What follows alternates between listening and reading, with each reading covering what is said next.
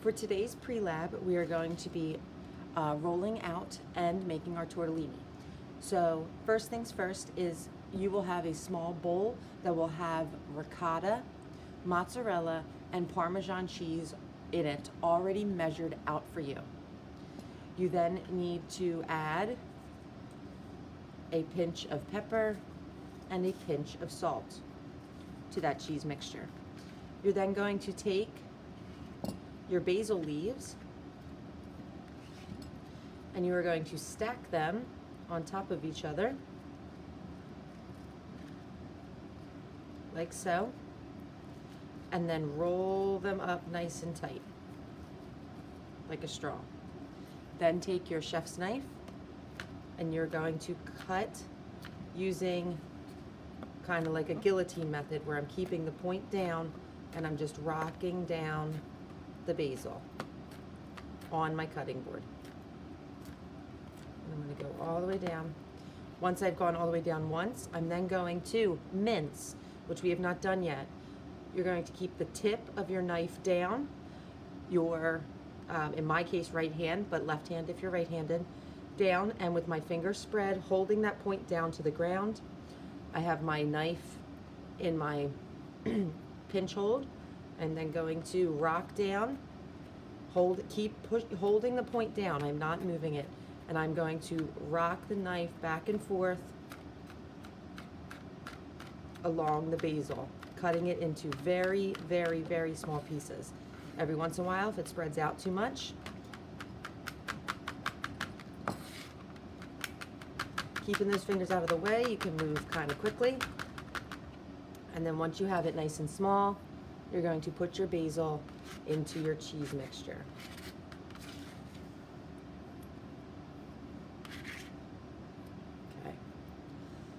Okay. At that point, you can get rid of the cutting board.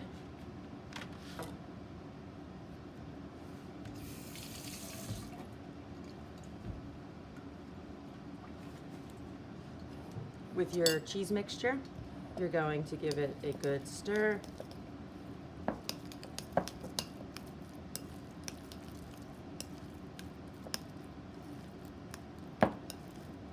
And put to the side for now.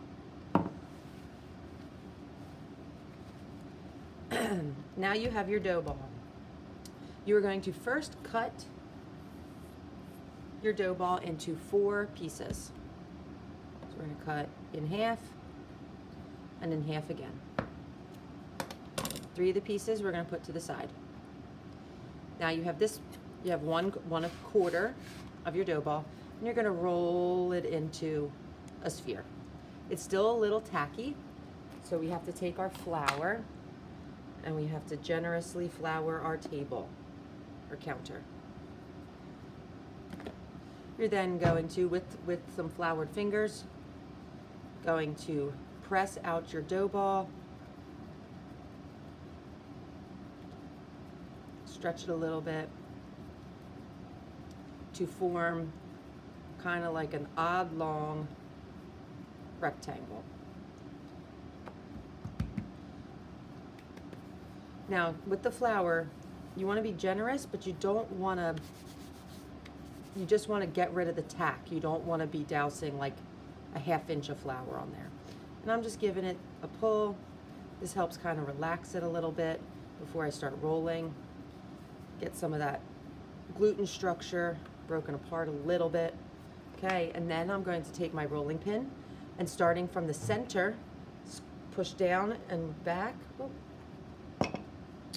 stuck to the rolling pin, but not the table.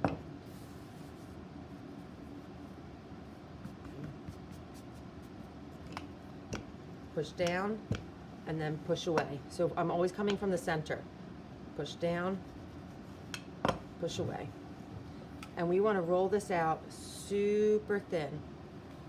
And I keep flipping it to make sure that it's not stuck to the table.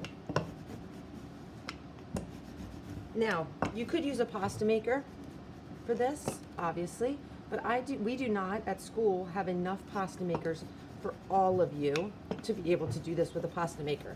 So we're doing it the old-fashioned way.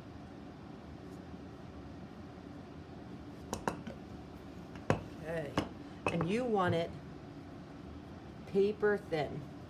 So you should be able to kind of almost see through it. And keep checking that it's not sticking to the table.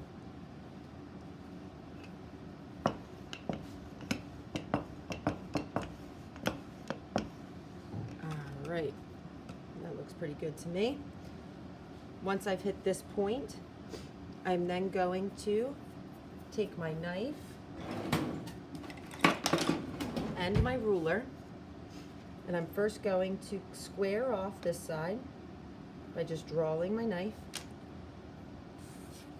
And then I'm going to make cuts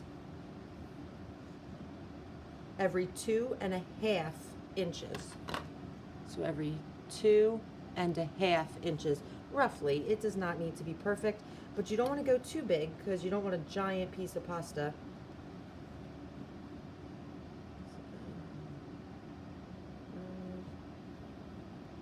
And I'm just working my way down, cutting 2.5 inch strips.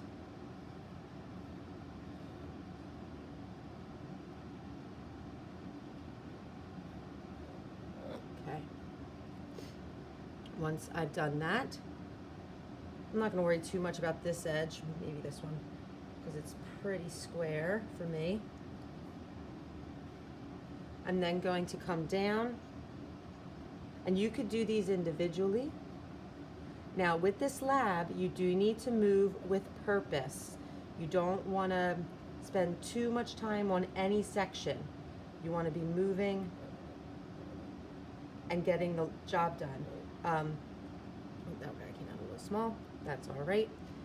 And then here I can get, I think, one more round.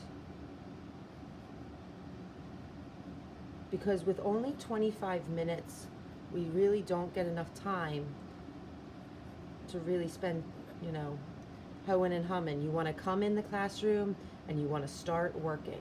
You want to get ready and get going. Okay, so I have my squares prepped. This guy came out a little small. I'm going to start with a bigger one so you guys can see what I'm doing. If you'd like, you can put your squares to the side if that's easier for you, but you don't have to. Okay, so I have my square, nothing sticking. I am going to kind of, with my fingers, wipe some of that excess off a little bit, excess flour. And you're going to take a spoonful of filling and place it in the center. Now, a little dab will do ya. You don't want to overfill it or it'll be way too hard to close. So just a little dab of filling. You're then going to slightly wet your fingers. Just very lightly wet your fingers. And you're going to grab one corner,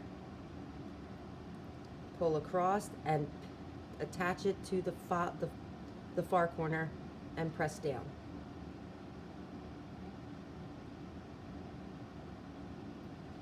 Right. So you have like a little triangle. And you can press down the side so it's kind of, you can get some of that air out around the filling so it looks a little something like this. Then you're going to, I don't know if I can do this backwards. I'm going to do it this way. You're going to take each opposite corner. So here's where I folded and pinched, opposite corners. And you're going to pull those opposite corners around, fold up the point, then opposite corners around, and pinch the two opposite corners together. And if your pasta is very floury, you might have to get your fingers a little more wet to pinch them together. And there is your first tortellini. I'm gonna put that to the side. I'll do one more with you. Filling. So these are a little bit bigger, but that's okay. And you're going to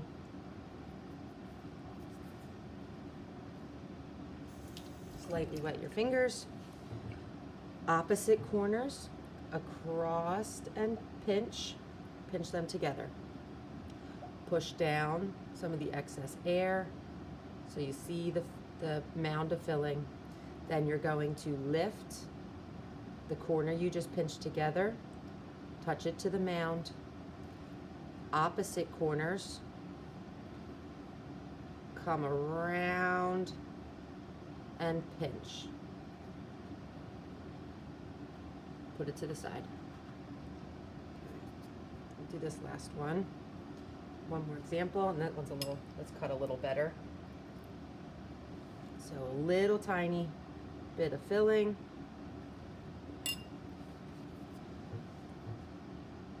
Opposite corners, pinch together, pinch out the excess air, turn towards you, corner up to the mound, sides around.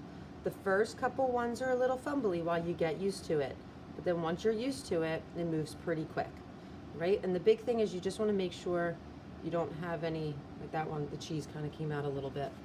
I'll do one more.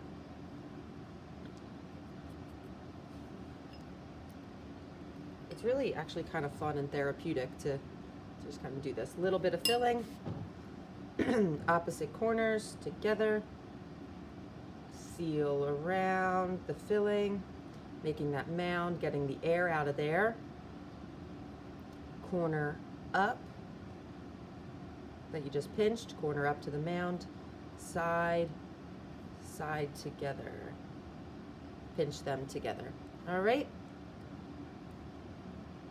Once you have completed this, they are all going to go onto a tray that I will give you, where I'm going to freeze them until it is time for us to cook them. You're then going to clean up your station. You're going to do all the dough you can. If you can do another circle in the 25 minutes, you should do so. You're going to do as many circles you can in the 25 minutes. To clean up, you're going to first wipe down your rolling pin. Please do not wet your rolling pin. Just wipe it down. If there's like pasta on it, use your finger or a knife to, a kitchen knife, or you know, just a basic, there's no knife in here, just a basic knife to pull it off, not your chef's knife. And you're going to wipe it off. Please do not wet them. Then you are going to take, you can take your ruler or your bench scraper and pull up all your excess flour. Put it into your hand or bring the trash can over.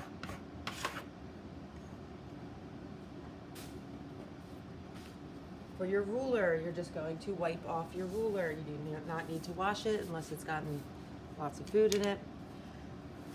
And then just wipe off your counter. Wash your cutting board as usual. Wash your bowl with filling as usual. And that is the filling and folding the tortellini lab. Please answer the questions and submit your plans via the Nearpod. Please make sure to hit submit.